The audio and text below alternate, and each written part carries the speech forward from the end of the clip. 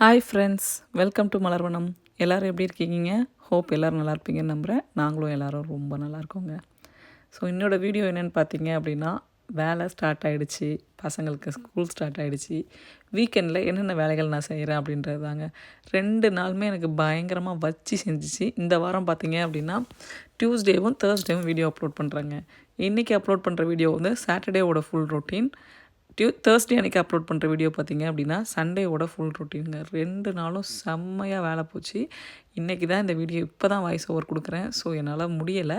என்னென்னலாம் கஷ்டப்பட்டேன்ற எல்லா இன்ஃபர்மேஷனுமே உங்கள் கூட வீடியோவில் ஷேர் பண்ணிக்கிறேன். வாங்க வீடியோக்குள்ளே போகலாம். சாட்டர்டே மார்னிங் எழுந்திரிச்சிட்டு கொஞ்சம் களச்செடியெல்லாம் பிடுங்குற வேலை இருந்துச்சுங்க. அதெல்லாம் பிடுங்கி எடுத்துகிட்டு வந்தோம். அதுக்கப்புறம் காலையில் பிரேக்ஃபாஸ்ட் பார்த்திங்க அப்படின்னா பசங்க 2 பேரும் கார்ன்ஃப்ளேக்ஸ் சாப்பிட்டாங்க. நாங்கள் 2 பேரும் வந்து வாழைப்பழம் அப்புறமா எள்ளுருண்டை செஞ்சுருந்தேன் இல்லையா, அதை மட்டும் சாப்பிட்டுக்கலாம்னு சொல்லிட்டு பிளான் பண்ணி சாப்பிட்டாச்சுங்க.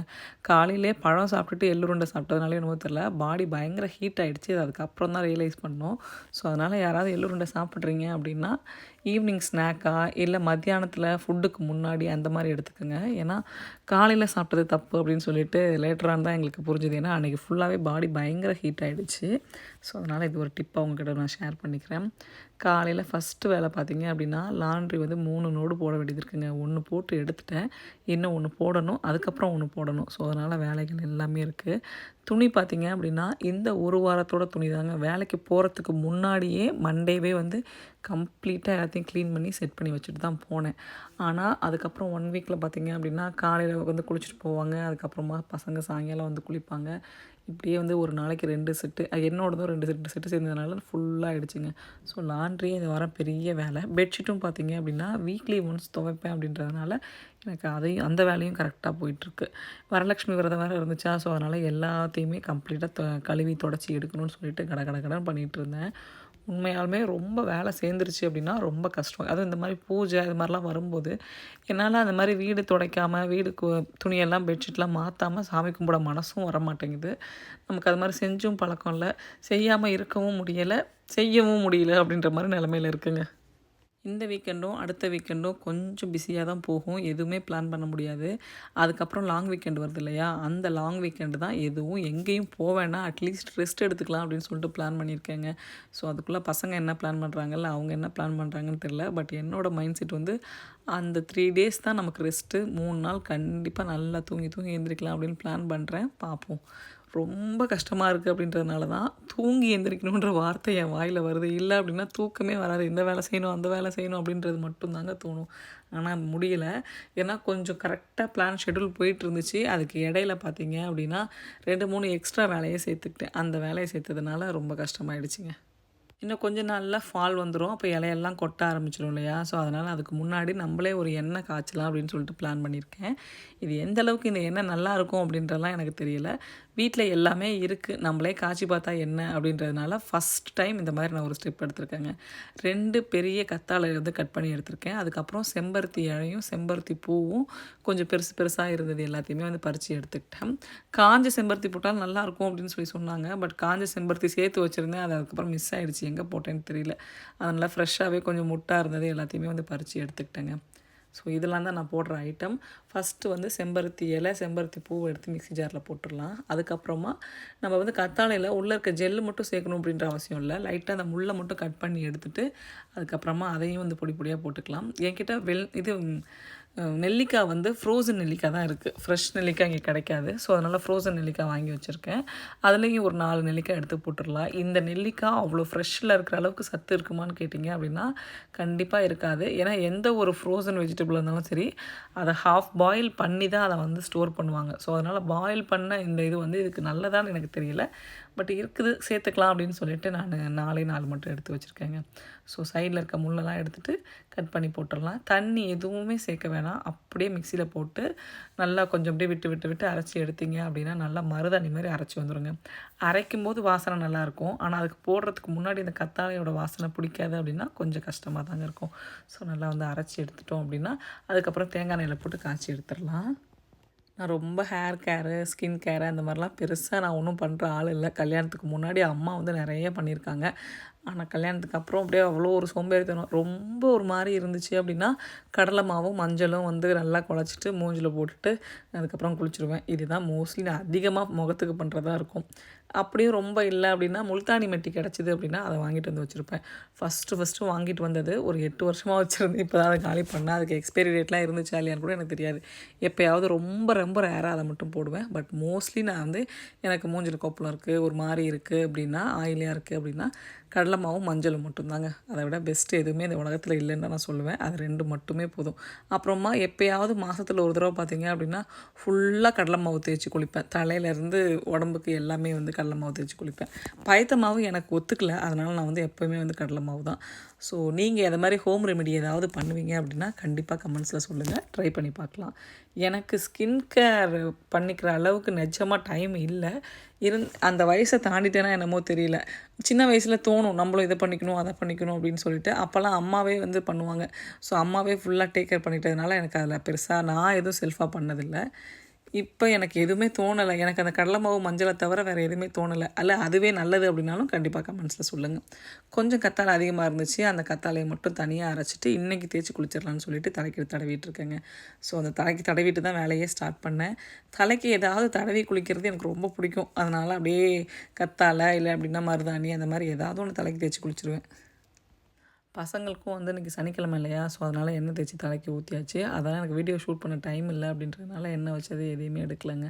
ஸோ எடுத்த பொருளை எடுத்த இடத்துல வச்சிட்டோம் அப்படின்னாவே கிச்சன் கொஞ்சம் க்ளீனாக இருக்கும்.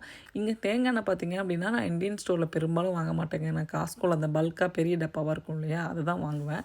அதுவே எனக்கு வந்து ஒரு 7-8 மாதத்துக்கு வரும்னு வச்சுக்கோங்களேன் இந்த எண்ணெய். அதே மாதிரி வீட்டில் வந்து சமையலுக்கு யூஸ் பண்ணுறதும் இந்த தேங்காய் எண்ணெய் தான் யூஸ் பண்ணுவோம் அப்படின்றதுனால ஒரு 8 மாதம் இல்லைன்னா 9 மாதத்துக்கு வருங்க. அந்த எக்ஸ்பைரி டேட் வாங்கும்போதே பார்த்துப்பேன். 10 மாதம் இருக்கிறதா இருந்தால் மட்டும் தான் வாங்குவேன், இல்லைன்னா வாங்க மாட்டேன். ஏன்னா திரும்பி சிக் அடித்த மாதிரி ஆகிடும் அப்படின்றதுனால. ஆனால் எக்ஸ்பைரி ஆனாலும் இங்கே சிக் அடிக்கிற மாதிரி எதுவும் நான் ஃபீல் பண்ணதில்லை. ஒரு தடவை வந்து வாங்கிட்டு எக்ஸ்பைரி ஆகி 3 மாதம் ஆகிடுச்சு. ஆனால் தலைக்கு வந்து யூஸ் பண்ணிகிட்டு இருந்தோம் அதை. அப்போ பார்த்தேன் ஒன்றும் சிக்கெல்லாம் அடிக்கலை. இங்கே யாராவது நீங்கள் யூஸ் பண்ணியிருந்தீங்கன்னா சொல்லுங்கள், அந்த மாதிரி ஏதாவது பிரச்சனை இருந்துச்சு அப்படின்னா. தேங்காய் எண்ணெய் போட்டுட்டு எண்ணெய் சூடாகணுன்ற அவசியம்லாம் இல்லைங்க. ரொம்ப ரொம்ப ரொம்ப மீடியம் லோ ஃப்ளேமில் வச்சுருங்க. கிட்டத்தட்ட இந்த எண்ணெய் பார்த்தீங்க அப்படின்னா ஒரு 3 மணி நேரத்துக்கு மேலே வந்து காஞ்சுது. அந்த அளவுக்கு நான் வந்து ரொம்ப லோ ஃப்ளேமில் வச்சு கொதிக்க விட்டு அப்படியே நல்லா அந்த பச்சை கலரில் போட்டது எல்லாமே அப்படியே கருப்பு கலராக மாறுற வரைக்கும் கொதிக்க விட்டு எடுத்தேங்க. நானாக வேலையை இழுத்து விட்டுட்டேன்னு சொன்னேன் இல்லையா, அதில் பெரிய வேலை இது தான். இதை அரைச்சி காய்ச்சிடலாம் அப்படின்ட்டு தான் ஃபஸ்ட்டு பிளான் பண்ணது. ஆனால் இது கிட்டத்தட்ட ஒரு 3 மணி நேரம் காயும்னு நிஜமாலுமே நான் எதிர்பார்க்கல. ரொம்ப லோ ஃப்ளேமில் வச்சு அப்பப்போ கிளறி விட்டு வீடே ஃபஸ்ட்டு போடும்போது கத்தாழை வாசனையாக இருந்துச்சு. அதுக்கப்புறம் அப்படியே அது கொதிச்சு அப்படியே அது ஒரு மாதிரி ஒரு மணங்க. நல்ல ஒரு வாசனை அப்படின்னு சொல்ல மாட்டேன், நல்லா இல்லாத வாசனை அப்படின்னு சொல்ல மாட்டேன். ஓரளவுக்கு ஒரு மீடியமான ஒரு வாசனைன்னு வச்சுக்கோங்களேன், நல்லா இருந்துச்சு. அதுக்கப்புறம் அன்றைக்கி ஈவினிங்கே லைட்டாக கொஞ்சம் தலைக்கு வச்சு தலைக்கும் தேய்ச்சி குளிச்சுட்டேன். பட் இன்னும் வடிகட்டல நான். எப்போ சாட்டர்டே பண்ணது, இன்றைக்கி டியூஸ்டே வாய்ஸ் ஓவர் கொடுத்துட்ருக்கேன். இன்னும் நான் வடிகட்டல. எனக்கு வடிகட்டுறதுக்கு டைமும் இல்லை. கரெக்டாக அப்படியே கொஞ்சம் நேரம் டைம் கிடச்சா ஒரு 10 நிமிஷம் கண்ணை மூடி தூங்கி இருந்துச்சா நல்லாயிருக்கும்ல அப்படின்ற மாதிரி இருக்குது ஃபீலிங்ஸ் எல்லாமே. லஞ்சுக்கு பார்த்திங்க அப்படின்னா புளிச்சக்கீரை, அதுக்கப்புறம் நம்ம கார்டனில் விளைஞ்ச சுக்கினிங்க. சுக்கினி வந்து ஒரு 0 கேலரி வெஜிடபிள். ரொம்ப ரொம்ப ஹெல்த்துக்கு ரொம்ப நல்லதுங்க. ட்ரை பண்ணி பாருங்கள். டேஸ்ட் வந்து நம்மளோட புடலங்காய் மாதிரி தான் இருக்கும்.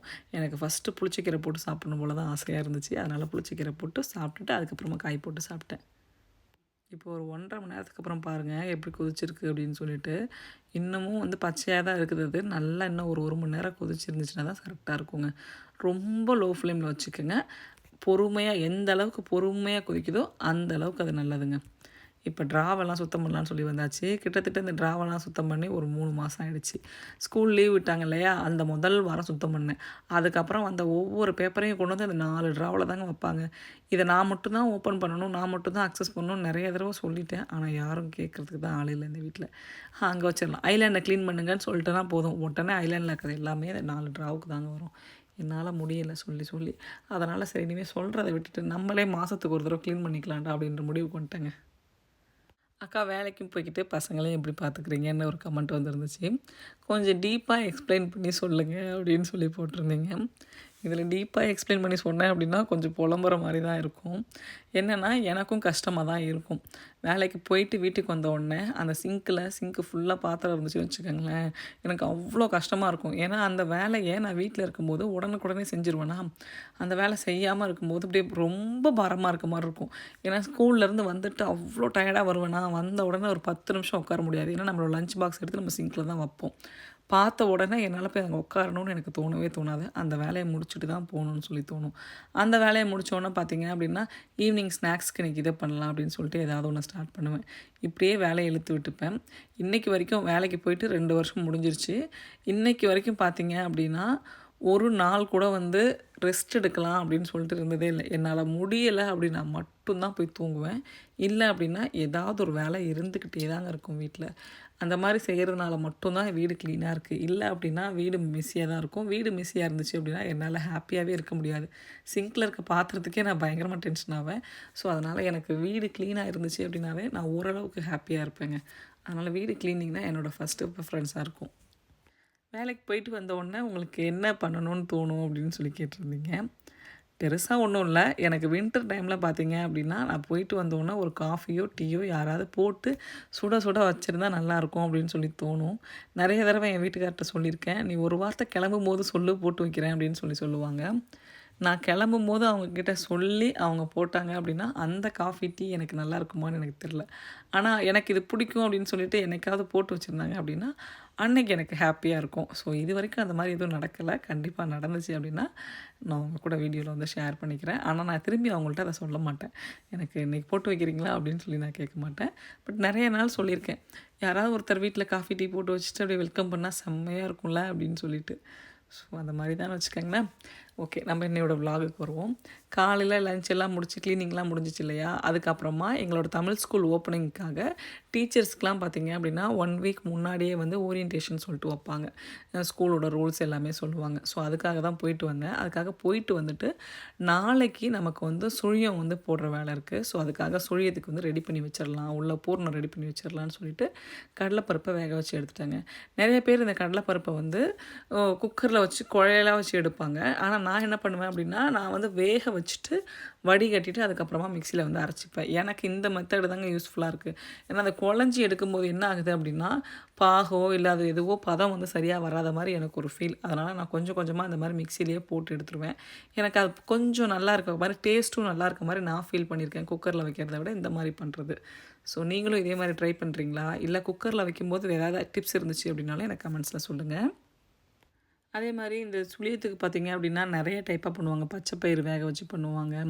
அதுக்கப்புறமா நிறைய தேங்காய் போட்டு கொஞ்சமாக பருப்பு போட்டு பண்ணுவாங்க. நிறைய பருப்பு போட்டு கொஞ்சமாக தேங்காய் போட்டு பண்ணுவாங்க. ஆனால் தேங்காவை நல்லா நெய்யில் வறுத்துட்டு அதுக்கப்புறமா இதில் போட்டு தாளிச்சிங்கன்னு வச்சுக்கோங்களேன், டேஸ்ட்டு அல்டிமேட்டாக இருக்குங்க. ட்ரை பண்ணி பாருங்கள் யாராச்சும் கண்டிப்பாக. இந்த சுழியம் எதுக்காக ரெடி பண்ணுறோம் அப்படின்னா, நாளைக்கு தமிழ் ஸ்கூலோட மீட் அண்ட் க்ரீட்டுன்னு சொல்லிட்டு புக்கு வந்து வாங்கிட்டு போகிற டைம் இருக்குது. அதுக்கு வந்து ஸ்டால் போடுவாங்க. நாங்களும் ஸ்டால் போடலான்னு பிளான் பண்ணியிருக்கோம். அதுக்காக தான் அந்த சுழியத்துக்கு வந்து ரெடி பண்ணிகிட்ருக்கேன். நான் முடிஞ்சால் நாளையோட அதாவது தேர்ஸ்டே வர வீடியோவில் அந்த கிளிப்பிங்ஸ் இருந்துச்சு அப்படின்னா நான் கொஞ்சமாக ஆட் பண்ணுறேன். அந்த இருந்த குக்கிங் டென்ஷனில் நான் வீடியோ எடுக்க மறந்துட்டேன். லாஸ்ட்டாக நாங்கள் போட்டது எல்லாமே ஓரளவுக்கு காலி ஆகிடுச்சு. அந்த டைமில் தான் வந்து வீடியோ எடுக்க சொல்லி சொன்னேன். அவங்க எடுத்ததை கூட நான் இன்னும் எடிட் பண்ணலை அந்த வீடியோ எடிட் பண்ணனா தான் எனக்கு தெரியும் எப்படி இருக்கும்னு சொல்லிட்டு. ஸோ இவ்வளோ கஷ்டப்பட்டு செஞ்சுட்டு அந்த டேவை இப்போ இந்த வீடியோவோட அந்த மெமரிஸும் நினச்சி பார்க்கும்போது எனக்கே ஹாப்பியாக தான் இருக்குது. பரவாயில்ல நம்ம ஏதோ பண்ணியிருக்கோம் அப்படின்ற மாதிரி. ஸோ ஒரு வழியாக பூரணம் வந்து ரெடி ஆகிடுச்சிங்க. நாளைக்கு சுழியம் வந்து செஞ்சிடலாம். அது எல்லாமே உங்கள் கூட நான் வீடியோவில் ஷேர் பண்ணுறேன். அப்புறம் ஒருத்தவங்க கேட்டிருந்தீங்க, அக்கா முடி வந்து குடுமி போடுற அளவுக்கு வளர்ந்துருச்சா அப்படின்னு சொல்லிட்டு, போட்டு காட்டுங்க வீடியோவில் அப்படின்னு சொல்லிட்டு. ஸோ உங்களுக்கு இப்போ நான் நல்லாவே போட்டு காட்டுறேன். ஓரளவுக்கு வந்துருச்சு. ஆனால் என்னென்னா போடும்போது நல்லாயிருக்கும். அதுக்கப்புறம் பார்த்தீங்க அப்படின்னா இந்த ஃபங்க் வைப்பாங்கல்ல கீழே, அந்த மாதிரி வந்துடும். எனக்கு அப்போ கொஞ்சம் காமெடியாக தான் இருக்கும். ஸோ ஃபஸ்ட்டு வந்து உங்களுக்கு இப்போ போட்டு மட்டும் காட்டிடுறேன். இப்போதைக்கு இப்படி தாங்க இருக்குது. ஸோ இதுதாங்க என்னோடய சாட்டர்டே ஃபுல் ரொட்டீன். நிஜமாக இவ்வளோ பிஸியாக தான் போச்சு. டைம் பார்த்தீங்க அப்படின்னா 11 மணி ஆக போகுது. 10:53 என்னமோ. ஃபுல் கிச்சனையும் க்ளீன் பண்ணிவிட்டு அதுக்கப்புறம் தான் போய் தூங்க போனேன். ஏன்னா நாளைக்கும் பயங்கர வேலை இருக்குது. ஸோ இந்த வீடியோ பிடிச்சிருக்குன்னு நினைக்கிறேன். இந்த வீடியோ பிடிச்சிருந்துச்சு அப்படின்னா நம்ம சேனலை மறக்காமல் லைக் பண்ணி, ஷேர் பண்ணி, சப்ஸ்கிரைப் பண்ணுங்கள்.